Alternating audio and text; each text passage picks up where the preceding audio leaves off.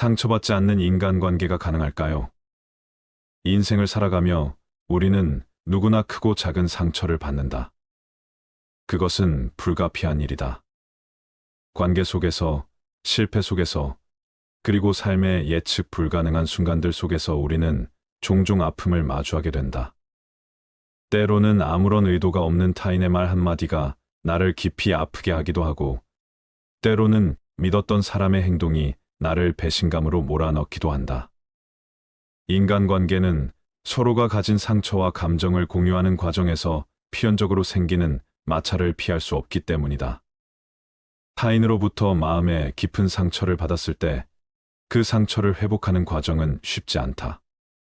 특히 신뢰하던 사람으로부터 받은 상처일 경우 회복 과정은 더 복잡하고 고통스러울 수 있다.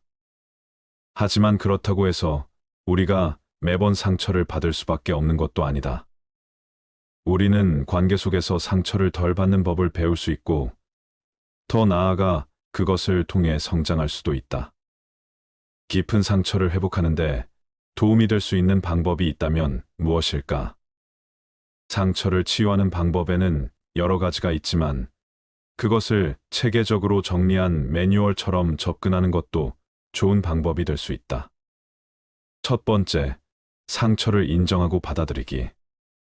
솔직하게 감정을 마주하세요. 분노, 슬픔, 배신감, 고통 등 다양한 감정이 일어날 수 있습니다. 이 감정들은 자연스러운 반응이므로 부정하지 말고 그대로 느껴보세요. 먼저 자신에게 다음과 같은 질문을 해보세요. 나는 무엇 때문에 상처받았는가? 그 사건이 내게 어떤 영향을 미쳤는가? 그 상처가 내 현재의 감정이나 행동에 어떤 식으로 영향을 끼치고 있는가? 감정을 회피하지 않고 그 감정을 있는 그대로 받아들이는 것이 중요합니다. 감정을 표현할 수 있는 공간을 만드세요. 일기 쓰기, 미술, 음악 등의 예술적 표현도 좋습니다. 상처 치유의 첫걸음은 자신의 상처를 인식하고 그것을 받아들이는 것입니다. 많은 사람들이 상처를 무시하거나 억누르려 하지만 이는 치유를 방해합니다. 상처를 객관화하세요. 상처를 입은 상황이나 사건을 되돌아보고 그것이 어떻게 나에게 영향을 미쳤는지 성찰해 보세요. 이 과정은 상처의 근본적인 원인을 파악하고 감정에 압도되지 않도록 도와줍니다. 일기를 쓰거나 가까운 친구에게 이야기하는 것이 감정을 정리하는 데 도움이 됩니다. 자신의 감정을 글로 표현하는 것은 심리적인 해소에 큰 도움이 됩니다. 두 번째, 감정 해소하기. 상처가 된 감정을 쌓아두면 오히려 시간이 지남에 따라 더 깊어질 수 있습니다. 상처가 클수록 그 감정을 효과적으로 해소하는 것이 필요합니다. 감정을 억누르지 않고 건강하게 풀어내는 것이 치유의 중요한 과정입니다.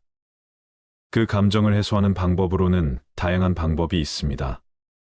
중요한 것은 억제하지 말고 적절하게 표현하는 것입니다. 신뢰할 수 있는 사람과 대화를 통해 감정을 표현하는 것도 큰 도움이 됩니다. 자신만의 방식으로 감정을 풀어내되 그 과정에서 자신의 감정에 솔직해지세요. 눈물은 감정 해소의 한 방법입니다. 울음은 뇌에서 스트레스를 줄이는 화학물질을 방출하기 때문에 슬픔을 표현하는 건강한 방법입니다. 그림 그리기, 글쓰기, 음악 듣기 또는 연주와 같은 창의적 활동은 감정을 표현하고 해소하는 좋은 방법입니다. 이러한 활동을 통해 억눌렸던 감정을 밖으로 표출할 수 있습니다. 감정을 표현하는 데 부담을 느낀다면 조용히 혼자 있는 시간에 미리 준비한 종이에 감정이나 생각을 적어보세요. 글이 정리가 되면 자연스럽게 감정이 명료해집니다. 세 번째, 용서와 수용하기. 용서는 타인을 위해서가 아니라 나 자신을 위해서 하는 것입니다.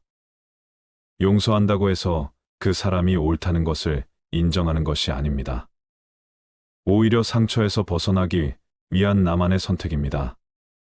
상처 준 사람을 용서하는데 시간이 걸릴 수 있지만 서서히 그 사람에 대한 감정을 놓아주는 연습을 해보세요. 용서는 곧 자신을 자유롭게 하는 과정입니다.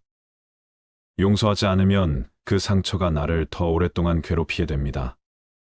용서는 상대방의 잘못을 덮는 것이 아니라 내가 더 이상 그 상처에 묶여 있지 않겠다는 결심입니다. 용서하는 데 시간이 걸릴 수 있지만 자신에게 관대해질 필요가 있습니다. 어떤 상황이나 사건은 바꿀 수 없습니다. 이를 수용하고 그 사실을 인정하는 것이 상처 치유의 큰 부분을 차지합니다. 용서가 어려울 때는 상대를 이해하려 하기보다는 스스로를 놓아주려는 마음가짐을 가져보세요. 용서가 힘들다면 그 감정을 흘려보내고 점차적으로 그 사람을 잊는 과정에 집중하세요.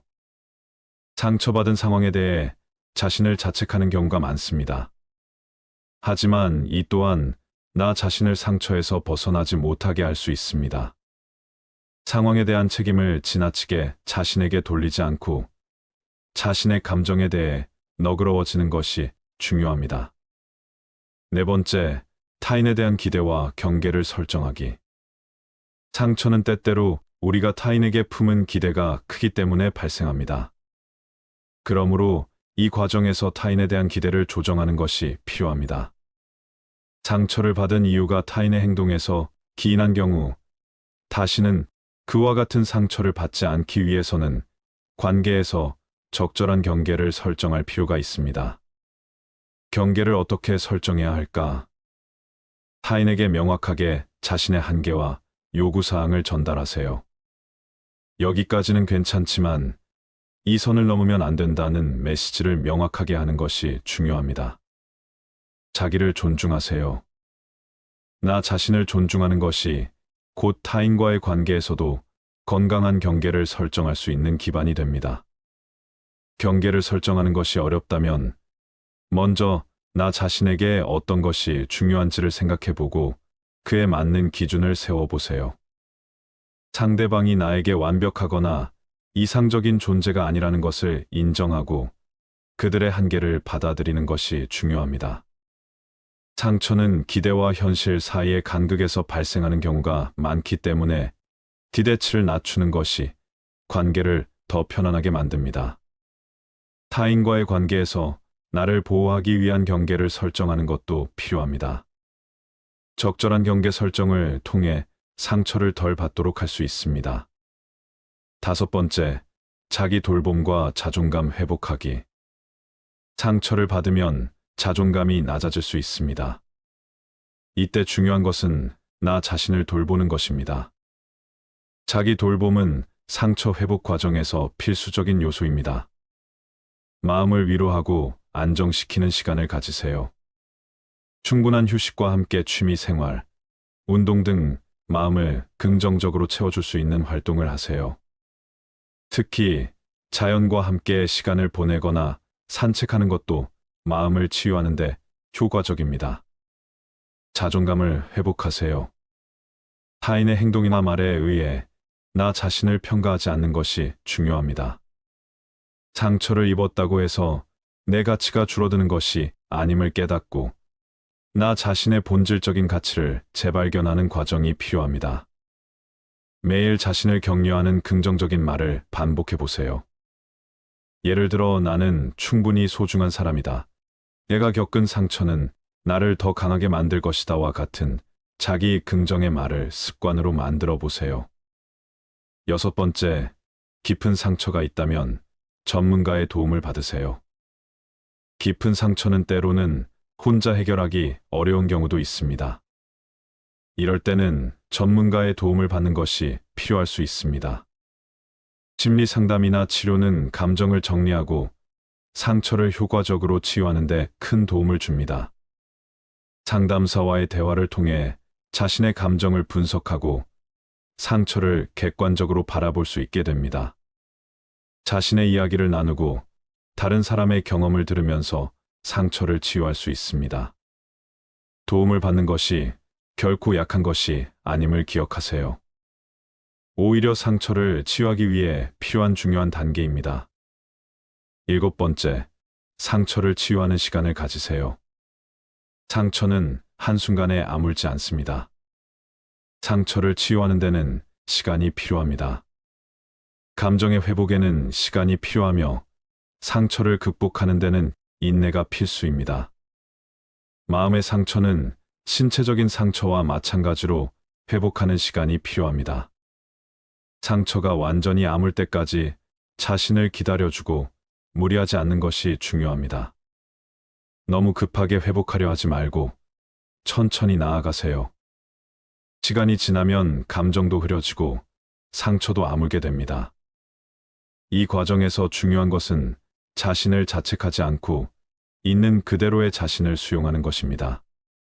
상처 치유는 느리고 불편한 과정일 수 있지만 꾸준히 자기 돌봄과 감정 표현을 이어가는 것이 중요합니다.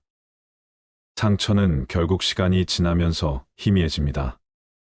작은 변화에 감사하세요.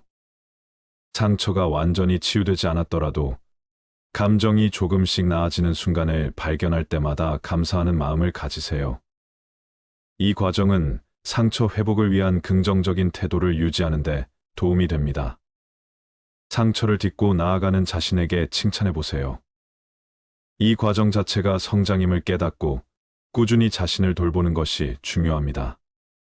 상처를 치유하는 방법은 개인마다 다를 수 있지만 가장 중요한 것은 나 자신을 이해하고 사랑하는 것입니다. 상처는 일상의 일부일 수 있지만 그것을 통해 우리는 더 단단하고 성숙해질 수 있습니다.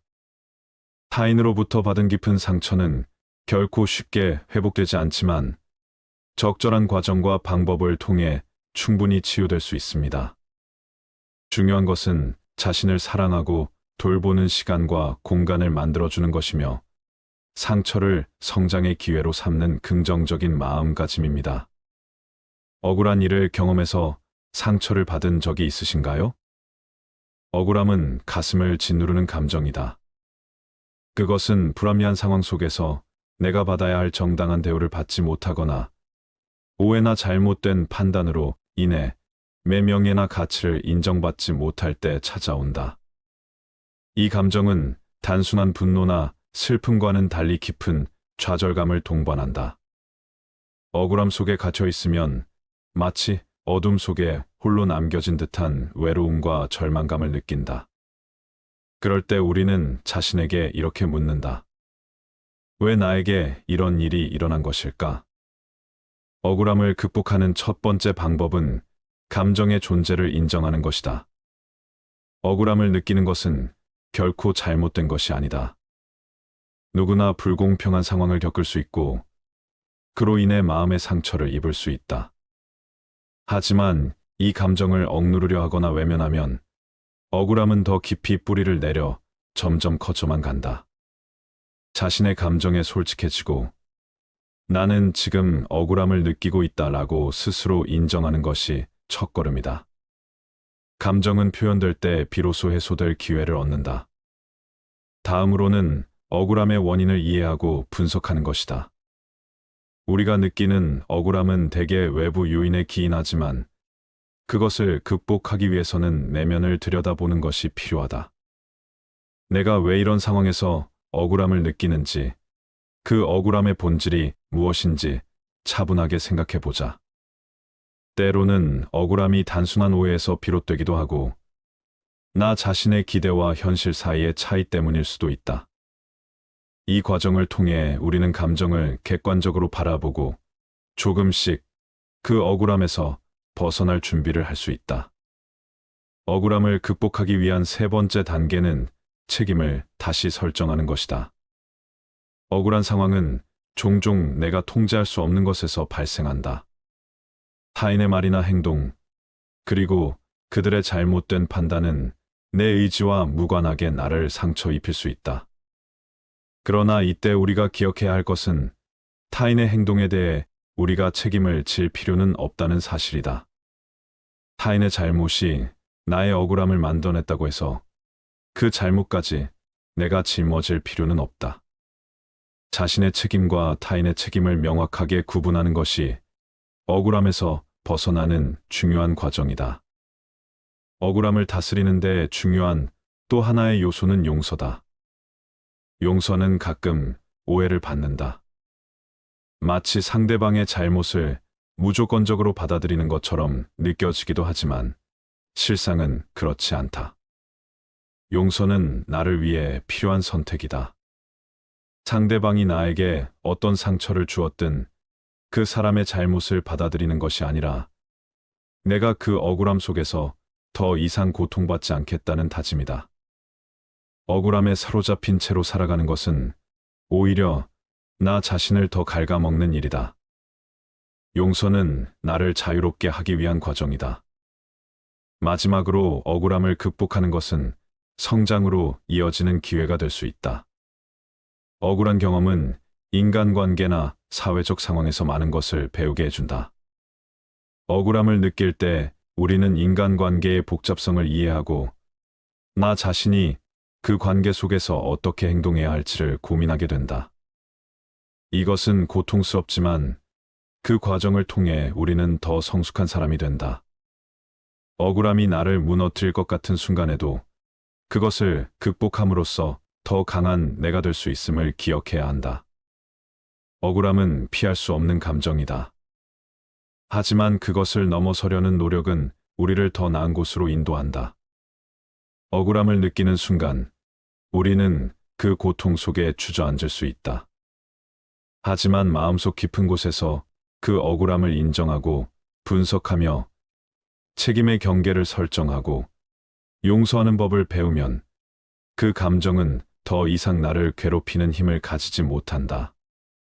억울함은 성장의 기회일 수 있다. 그것을 극복할 때 우리는 억울함을 넘어 더 넓고 깊은 마음으로 세상을 마주할 수 있다. 지나친 선량함은 인간관계의 장애물이 될 수 있다. 우리는 어려서부터 착하게 살아야 한다는 말을 귀에 딱지가 앉을 정도로 들었다. 남을 배려하고 이해하고 돕는 것이 바람직한 삶의 태도라는 가르침이다. 물론 착함 자체가 나쁜 것은 아니다. 선량함은 인간관계의 윤활유와 같아 우리가 서로 공존할 수 있도록 돕는다. 그러나 지나친 선량함은 오히려 인간관계를 무너뜨리는 독이 될 수 있다. 세상은 그렇게 단순하지 않기 때문이다. 선량함이란 결국 타인을 위해 자기를 희생하는 것과 직결된다. 처음에는 그것이 고귀한 행동으로 보일 수 있다.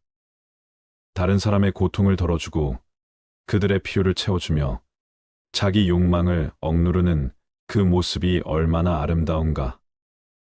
하지만 문제는 우리가 무한한 자원을 가진 존재가 아니라는 데 있다. 에너지와 시간이 제한되어 있고 심지어 감정의 저장소도 언제든 바닥날 수 있다. 그런 상황에서 지나치게 선량해지면 결국 자신의 에너지를 다 소진해버리는 지경에 이른다. 타인을 돕기 위해 스스로를 돌보지 못하게 되는 것이다. 한번 생각해보자. 누구나 주위에 한 명쯤은 너무나도 착해서 거절을 하지 못하는 사람이 있을 것이다. 그 사람은 언제나 친구들의 부탁을 들어주고 동료들의 업무를 도와주며 가족들의 요구에 응답한다. 처음에는 그 선량함이 감사하고 반가울 수 있다. 하지만 시간이 지나면 어떨까? 주변 사람들은 그 사람의 선량함을 너무 당연하게 받아들이기 시작한다. 결국 그 사람의 배려는 더 이상 특별한 것이 아니게 되고 오히려 기대되는 의무처럼 변한다. 이쯤 되면 그 지나친 선량함이 오히려 관계를 어렵게 만든다. 선량한 사람은 더 이상 자기 필요를 말하지 못하고 자기 마음의 무게를 표현하지 못한 채 점점 지쳐간다. 그러나 그동안 쌓인 기대 때문에 누구도 그에게서 그 역할을 거두려 하지 않는다. 이쯤 되면 그 사람의 선량함은 이제 관계의 균형을 망가뜨리는 요인이 된다. 더욱이 지나치게 선량한 사람은 때때로 자신의 욕구를 드러내지 못하고 억누르는 과정을 통해 자기 자신에게까지 상처를 준다.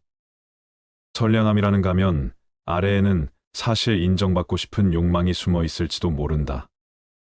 나는 이렇게까지 헌신했는데 왜 아무도 나를 알아주지 않지? 라는 생각이 마음 속에서 자라난다.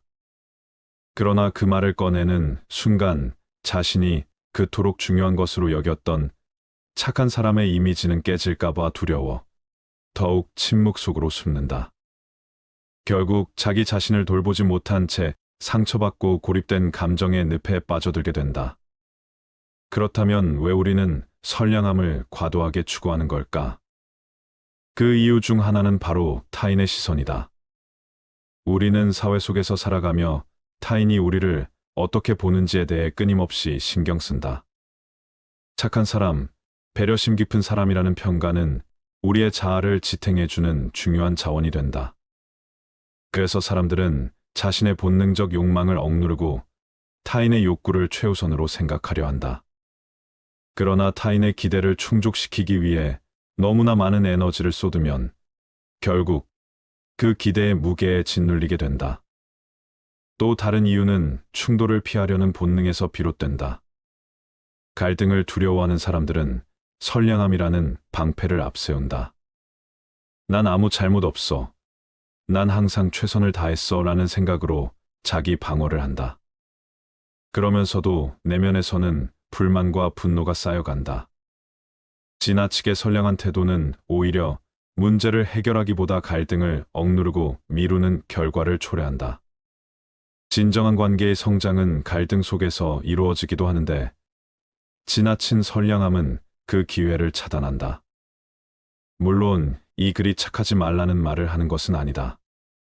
선량함은 분명히 인간관계에서 중요한 미덕이다. 하지만 그 선량함이 지나친 수준에 이를 때 문제가 된다. 우리는 선을 그을 줄 알아야 한다. 남을 돕고 배려하는 것도 중요하지만 그 과정에서 자신을 소진하지 않도록 스스로를 지키는 것이 더욱 중요하다. 선량함과 자기 존중 사이의 균형을 찾는 것이야말로 성숙한 인간관계를 위한 필수 조건이다. 때로는 아니오라고 말할 용기도 필요하다. 누군가의 기대를 저버리는 것이 꼭 나쁜 것은 아니다. 모든 관계는 상호적인 것이어야 하며 한쪽이 일방적으로 희생하는 관계는 결국 불균형을 초래하게 된다. 자신의 필요와 감정을 솔직하게 드러내고 상대방에게 그 경계를 존중하도록 요구하는 것이야말로 진정한 신뢰를 쌓는 첫걸음이다. 결국 지나친 선량함은 인간관계에 장애물이 될 수 있다.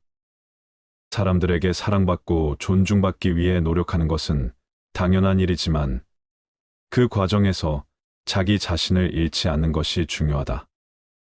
건강한 관계는 타인을 배려하는 동시에 자기 자신을 존중하는 균형 속에서 이루어진다. 우리는 때로는 남을 돕고 때로는 자신을 지킬 줄 아는 그런 지혜를 가지고 살아가야 한다. 그래야만 우리는 진정으로 타인과 깊은 관계를 맺을 수 있을 뿐 아니라 그 관계 속에서 나 자신도 행복할 수 있다. 다른 사람의 이익을 위해 상처를 입지 마라. 우리는 타인을 돕고 그들의 필요를 채우는 것이 고귀한 일이라 배운다. 친구가 힘들어하면 손을 내밀고 가족이 어려운 처지에 놓이면 기꺼이 돕는 것이 도덕적인 사람의 덕목이다. 물론 이러한 태도는 인간 사회를 유지하는 데 필수적이다. 사람들은 서로 의지하고 협력하며 살아가야만 한다. 그러나 여기서 중요한 질문 하나가 생긴다. 다른 사람을 돕기 위해 나 자신이 상처를 입어도 괜찮은가? 우리가 놓치기 쉬운 사실은 모든 관계는 상호적이어야 한다는 점이다. 남을 위해 희생하는 것이 나쁜 것은 아니지만 그 희생이 자기 자신에게 치명적인 상처를 남긴다면 이야기는 달라진다. 다른 사람의 이익을 위해 자신의 정신적, 감정적, 혹은 신체적 건강을 희생하는 것은 결코 바람직하지 않다. 그 이유는 간단하다. 내가 나 자신을 제대로 돌보지 못한다면 결국에는 남을 도울 수 있는 여력마저 사라지기 때문이다. 흔히 말하는 착한 사람 콤플렉스는 여기서부터 시작된다. 착한 사람은 항상 타인의 요구를 들어주고 그들의 문제를 해결해 주려 한다. 처음에는 그 행동이 훌륭하고 인정받을 만한 것으로 보일 수 있다. 하지만 시간이 지남에 따라 착한 사람은 점점 자신의 욕구와 감정을 억누르게 된다.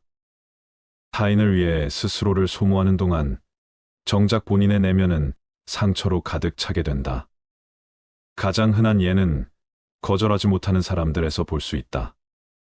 이들은 남들이 부탁하면 아니요라고 말하는 대신 예라는 대답을 내놓는다. 그로 인해 더 많은 책임과 업무가 쌓이게 되고 자신에게 주어진 시간과 에너지는 고갈된다. 그러나 이런 사람들은 타인의 기대를 저버리는 것에 대한 두려움 때문에 계속해서 자신의 욕구를 무시하며 타인을 우선시한다. 결국 그들은 남에게 인정받고 싶다는 욕구와 실제로 자신이 감당할 수 없는 상황 사이에서 고통을 겪는다. 그러나 더 큰 문제는 이런 상처가 장기적으로는 인간관계 자체를 망가뜨릴 수 있다는 점이다. 처음에는 자신이 타인을 위해 기꺼이 희생하는 것이 관계를 더 돈독하게 만들 것이라고 생각할 수 있다. 하지만 자기 자신을 소모해가며 남을 돕는다면 그 관계는 점점 불균형해진다. 한쪽이 계속해서 주고만 있을 때 그 관계는 상호적인 것이 아니라 일방적인 것이 되고 만다. 일방적인 관계는 그 자체로 불안정하며 결국엔 무너질 수밖에 없다. 더구나 자신을 희생하는 사람들은 시간이 지나면서 상대방에 대한 원망과 분노를 느끼게 된다.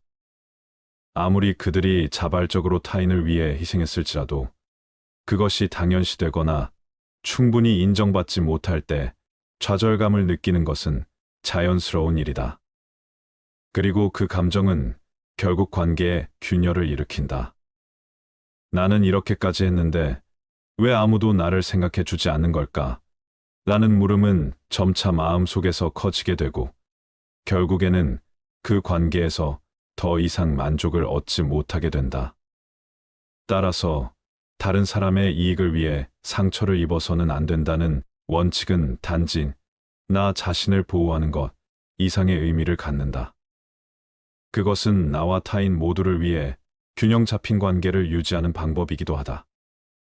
건강한 인간관계란 서로를 돕고 지지하는 것이지만 그 과정에서 상호 존중과 배려가 필요하다. 내가 나 자신을 존중하지 않는다면 타인 역시 나를 존중할 이유가 없어지게 된다. 또한 나 자신을 돌보는 것은 이기적인 행동이 아니다. 오히려 그것은 성숙한 자기 관리의 일환이다. 우리는 자원이 한정된 존재다. 나의 감정, 에너지, 시간은 무한하지 않다. 그렇기 때문에 그 자원을 현명하게 사용할 필요가 있다. 내가 나 자신의 건강과 행복을 돌보지 않으면 결국엔 타인을 도울 힘도 사라진다. 다시 말해, 자신을 돌보는 것이야말로 진정으로 타인에게 도움이 되는 방법이다. 우리는 때때로 타인의 요구를 거절할 줄 알아야 한다. 아니요, 라고 말하는 것은 관계를 위태롭게 하거나 이기적인 행동이 아니다. 오히려 그것은 내가 나 자신을 존중한다는 표시이며 그 관계가 나를 해치지 않고 건강하게 유지되도록 돕는 것이다. 물론 처음에는 상대방이 그 거절을 불편하게 느낄 수도 있다. 그러나 장기적으로 보았을 때 그것이 관계의 균형을 맞추고 더욱 깊고 건강한 소통을 가능하게 한다. 결론적으로 우리는 다른 사람의 이익을 위해 상처를 입어서는 안 된다. 타인을 돕는 것이 중요하지만 그 과정에서 자신을 희생하는 것은 오히려 관계를 망치고 나 자신의 행복을 앗아갈 뿐이다.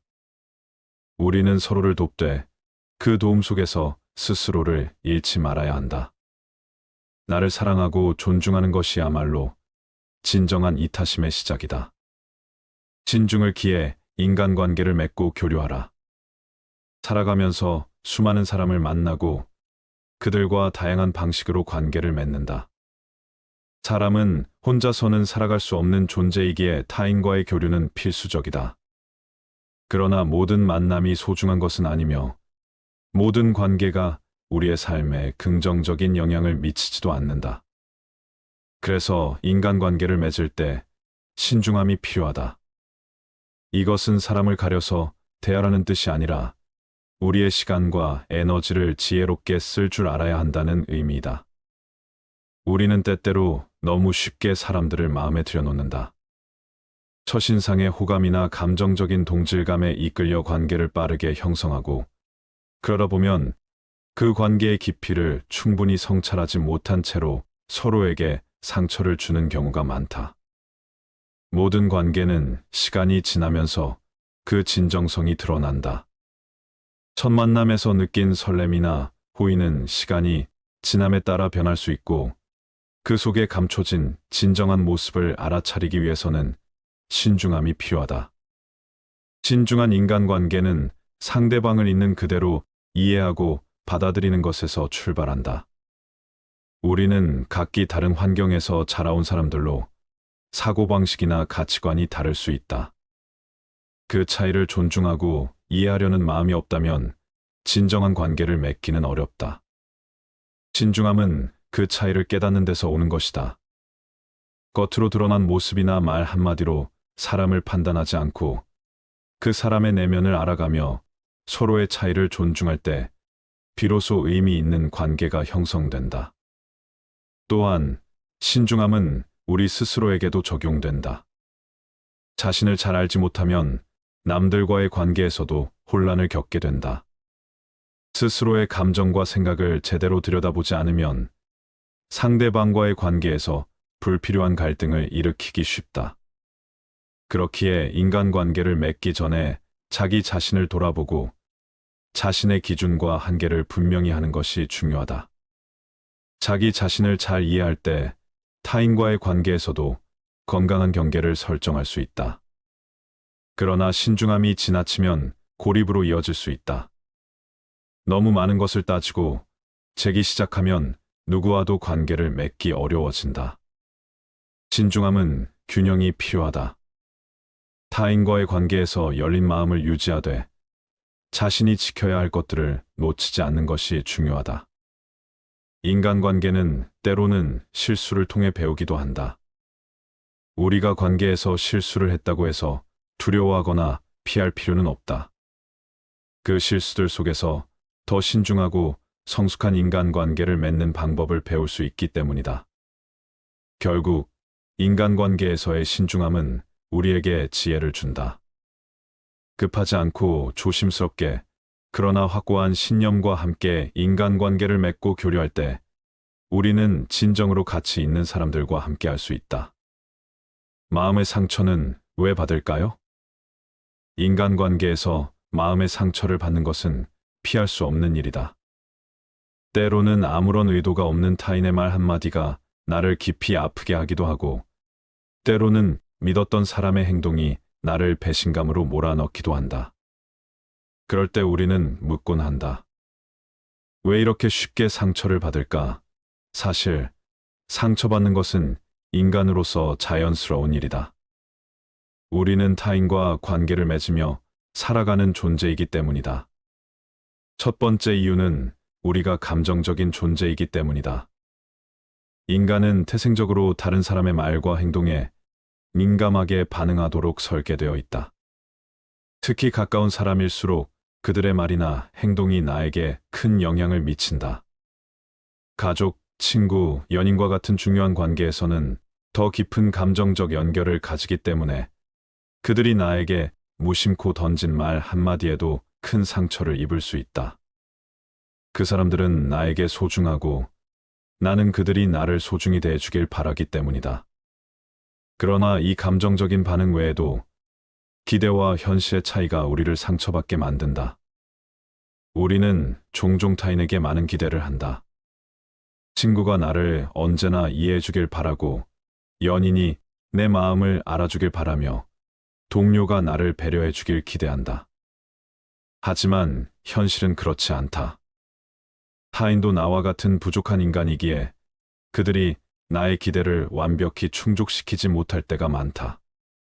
기대와 현실의 차이가 커질수록 우리는 상처를 더 크게 느끼게 된다.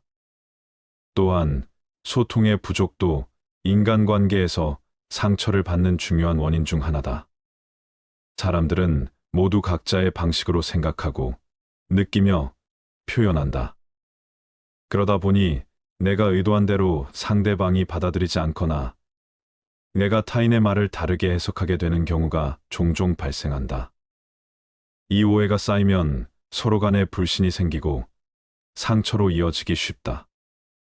때로는 내가 감정을 잘 표현하지 못해 상대방이 나를 오해하기도 하고 반대로 상대방의 표현을 잘못 해석해 나 스스로 상처를 입기도 한다. 이 외에도 자존감의 문제도 상처를 받는 이유가 된다. 자존감이 낮은 사람은 타인의 말이나 행동에 더 쉽게 상처받기 마련이다. 다른 사람의 평가나 반응에 자신의 가치를 지나치게 의존하다 보면 그들의 부정적인 반응이 곧 나 자신의 부정적인 평가로 느껴지게 된다. 타인의 말 한마디가 내 자존감에 큰 영향을 미친다면 나는 그 말로 인해 깊은 상처를 입을 가능성이 높아진다. 반면 자존감이 높은 사람은 타인의 평가에 흔들리지 않고 자신의 가치를 지킬 수 있다. 그리고 우리는 모두 과거의 경험에 영향을 받는다. 과거의 상처와 트라우마가 현재의 인간관계에 영향을 미치는 경우가 많다. 과거에 받은 상처나 배신이 현재의 관계 속에서도 떠오를 수 있다. 그래서 작은 갈등이나 오해도 과거의 상처를 자극해 현재의 상처로 이어지곤 한다. 과거의 경험이 현재의 상처를 더 깊고 크게 만드는 것이다. 마지막으로 인간관계에서 우리는 취약성을 드러낼 때 상처받기 쉽다. 인간은 친밀감을 느낄 때 자신의 내면을 더 많이 열게 되는데 이때 상대방이 그 취약한 부분을 제대로 이해해주지 못하거나 오히려 상처를 줄 때 그 고통은 더욱 크다. 특히 신뢰하던 사람에게 배신당하면 상처는 더 깊어진다. 그 상처는 신뢰가 무너졌기 때문에 회복하기 더 어려운 경우가 많다. 결국 인간관계에서 상처를 받는 것은 우리가 타인과 관계를 맺으며 살아가는 존재이기 때문이다. 상처받는 것은 불편하고 고통스럽지만 그 상처를 통해 우리는 인간관계의 복잡성을 이해하고 더 성숙해질 수 있다. 중요한 것은 상처받는 것을 두려워하지 않고 그것을 성장의 기회로 삼는 것이다. 상처는 피할 수 없지만 그 상처를 통해 우리는 더 깊은 공감과 이해를 배울 수 있다. 관계 속에서, 실패 속에서, 그리고 삶의 예측 불가능한 순간들 속에서 우리는 종종 아픔을 마주하게 된다. 때로는 마음 깊이 남아 잊혀지지 않는 상처로 남기도 한다. 나 역시 그런 상처를 안고 살아왔다.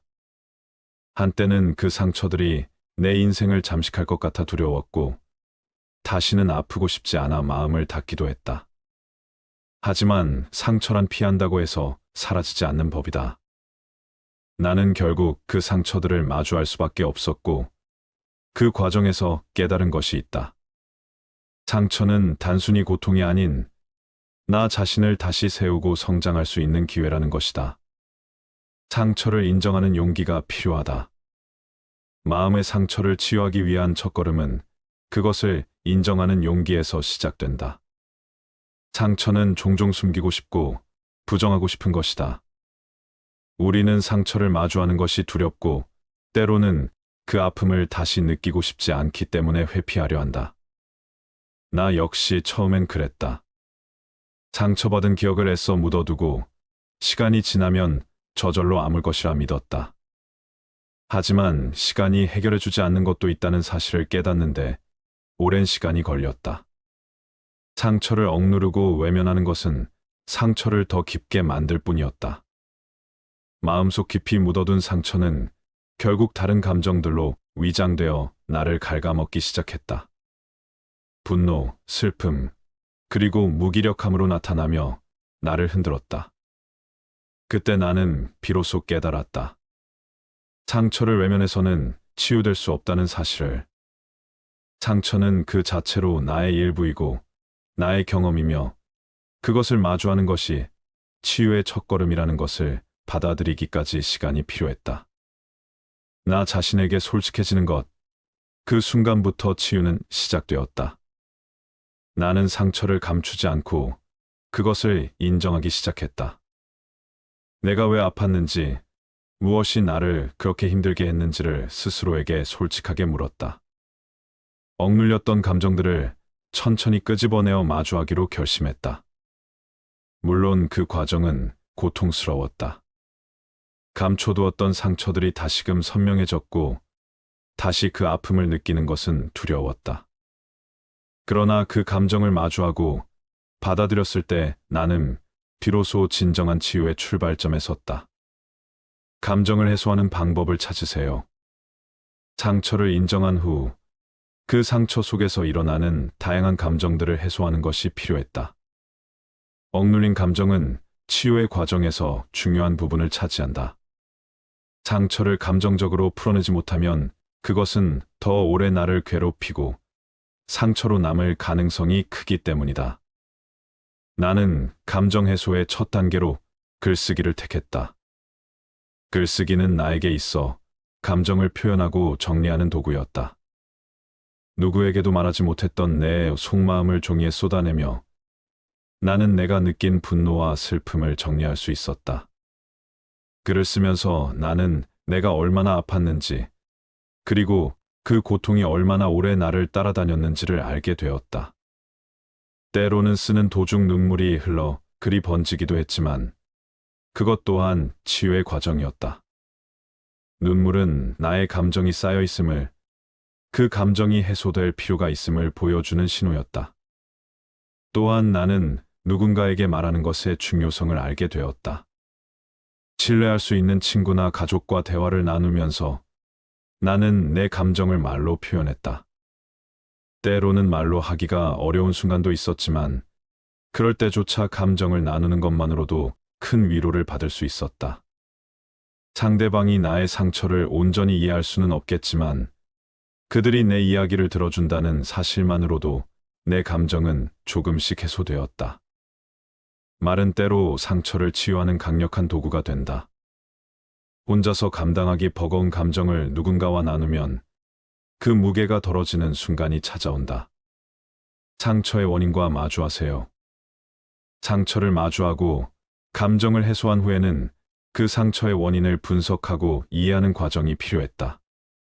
내가 왜 상처받았는지, 그 상황이 나에게 어떤 영향을 미쳤는지를 명확하게 이해해야만 다시는 그 상처에 휘둘리지 않을 수 있었다. 때로는 타인의 행동이 나에게 상처를 주었고, 때로는 상황 자체가 불공평했기 때문에 억울함을 느꼈다. 하지만 시간이 지나면서 나는 상처의 원인을 단순히 외부에서 찾는 것이 아니라 내 내면에서도 답을 구하기 시작했다. 왜 그 상황에서 나는 그렇게 큰 상처를 받았을까? 내 기대는 무엇이었으며 그 기대가 충족되지 않았을 때 나는 왜 그렇게 좌절했을까? 나는 스스로에게 묻기 시작했다. 그리고 깨달았다. 많은 경우 나는 타인에게 너무 많은 기대를 걸었다. 그들이 나를 이해해 주길 바라고 나의 감정을 존중해 주길 기대했다.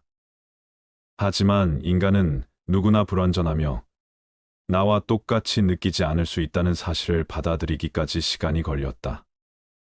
기대와 현실 사이의 차이가 나를 아프게 했던 것이다. 그 차이를 인정하는 것이 상처를 극복하는 중요한 과정이었다. 용서의 힘이 필요하다. 상처를 치유하는 과정에서 가장 어려웠던 부분은 용서였다. 나는 나를 아프게 한 사람들을 용서해야 한다는 생각에 쉽게 동의할 수 없었다. 용서는 그들의 잘못을 받아들이는 것처럼 느껴졌고, 내가 겪었던 고통을 부정하는 일처럼 여겨졌다.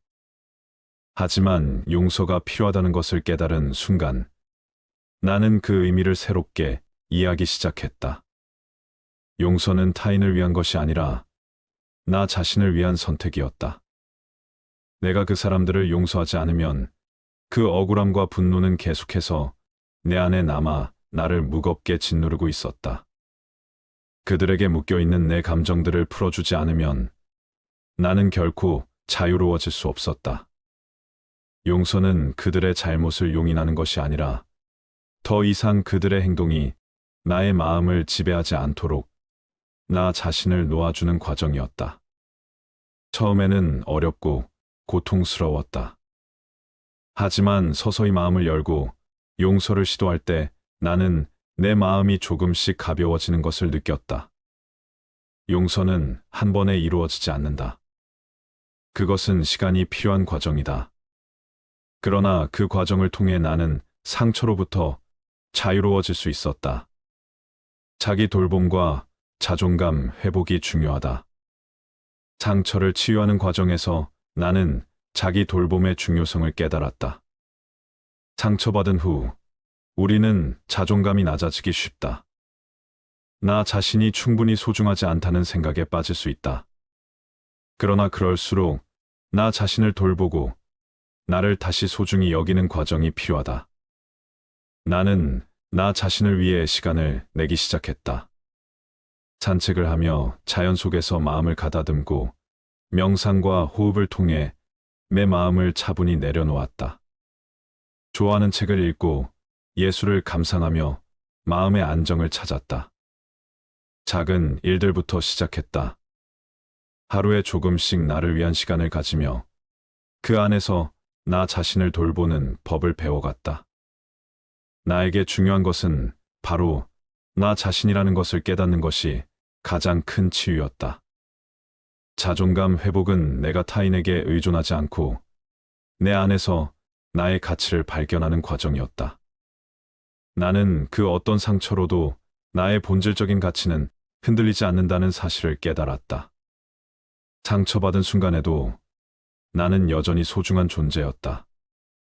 시간이 주는 치유가 중요하다. 마지막으로 나는 시간의 힘을 믿게 되었다. 상처는 단순히 노력만으로 치유되는 것이 아니다. 그것은 시간이 필요하다. 시간이 지나면서 나의 감정은 점차 흐려졌고 상처는 조금씩 아물기 시작했다. 그 과정에서 나는 인내하는 법을 배웠다. 너무 급하게 회복하려 하지 않고 나의 상처가 자연스럽게 아물 때까지 기다려 주었다. 시간이 지나면 상처는 점차 희미해진다. 그것은 여전히 내 안에 남아있지만 더 이상 나를 지배하지 않는다.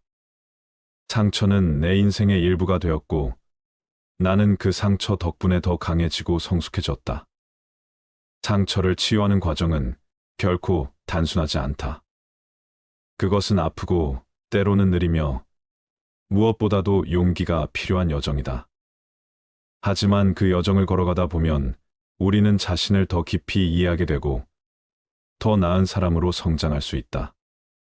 상처는 우리의 삶에 고통을 남기지만 그 고통을 통해 우리는 더 단단해진다. 상처를 치유하는 과정 속에서 나는 나 자신을 발견했고 나를 사랑하는 법을 배웠다. 상처는 나를 넘어뜨리지 못했다. 오히려 그 상처를 통해 나는 더 강해졌고 더 깊은 마음으로 세상을 마주하게 되었다.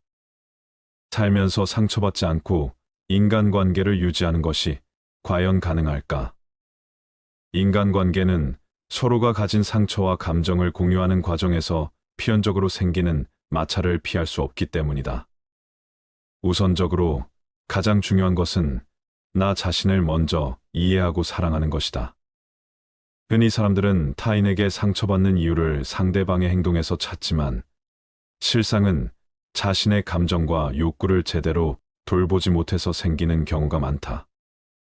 타인이 나를 이해해 주길 바라기 전에 내가 나를 이해하고 받아들이는 과정이 필요하다. 내 감정에 대해 솔직해지고 나 자신을 존중하는 순간 타인의 말이나 행동에 덜 휘둘리게 된다. 마치 나무가 뿌리를 깊게 내리면 바람에 흔들리지 않듯이 나를 깊이 이해하고 사랑하는 것이 인간관계에서 상처받지 않는 첫걸음이다. 두 번째로 중요한 것은 타인에 대한 기대를 조정하는 것이다. 우리는 무의식적으로 상대방에게 기대하는 바가 크다. 하지만 그 기대가 현실적이지 않을 때 상처를 받기 쉽다. 기대를 낮추라는 말이 아니다. 오히려 상대방이 누구인지 그 사람의 한계와 장점을 있는 그대로 바라보고 그에 맞춰 관계를 맺는 것이 필요하다는 말이다. 완벽한 사람도 완벽한 관계도 없으니 서로의 불완전함을 받아들이는 순간 관계는 더 부드럽고 편안해진다. 그 다음으로 중요한 것은 거리를 두는 법을 배워야 한다는 것이다. 누군가와의 관계가 나에게 반복적으로 상처를 준다면 그 관계를 유지하는 것보다 거리를 두는 것이 더 나을 수 있다. 물리적인 거리가 아니라 감정적인 거리를 말하는 것이다. 서로의 공간을 존중하면서도 필요할 때는 그 공간을 침범하지 않는 것이 건강한 관계의 기초다. 관계에서 적당한 거리감은 상처받는 것을 예방하는 좋은 방법이다. 마지막으로 상처 자체를 두려워하지 말아야 한다는 것이다. 상처는 성장을 위한 과정일 뿐이며 그것을 통해 더 깊이 있는 관계를 맺을 수 있다. 상처를 통해 배운 것들이 결국 우리를 더 단단하게 만들고 더 넓은 마음으로 세상을 바라보게 한다. 그러니 인간관계에서 상처받지 않으려 하기보다는 상처를 통해 무엇을 배울 수 있을지 고민해 보는 것이 더 현명한 선택일 것이다. 인간관계는 피할 수 없는 삶의 일부다. 그 안에서 우리는 상처받을 수 있지만 상처를 덜 받는 법도 분명히 있다. 나 자신을 사랑하고 타인에게 과한 기대를 하지 않으며 적절한 거리를 유지하고 상처를 성장의 발판으로 삼는다면 상처받지 않으면서도 더 풍요로운 인간관계를 만들어 갈 수 있을 것이다. 감사합니다.